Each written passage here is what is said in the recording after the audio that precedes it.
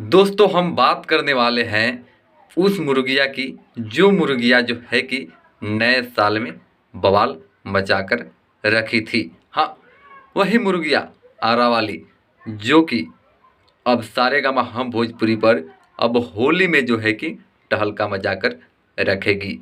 तो दोस्तों बात करते हैं भोजपुरी इंडस्ट्री के trending star, hit machine, tower star Khesari Lal Yadav ji के बारे में, जिनका जो है कि मुर्गिया होली सॉन्ग जो है कि रिलीज होने वाला है।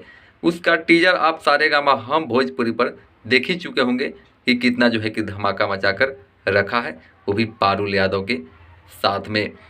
वहीं आपको बता दें कि उसमें जो है कि खेसारी लाल यादव और नेहा राज का आवाज़ है जो कि कृष्णा बेदर्दी जी लिखे हैं। वहीं इस गाने को सारेगामा हम भोजपुरी का ऑफिशियल यूट्यूब चैनल पर जो है कि रिलीज किया जाएगा।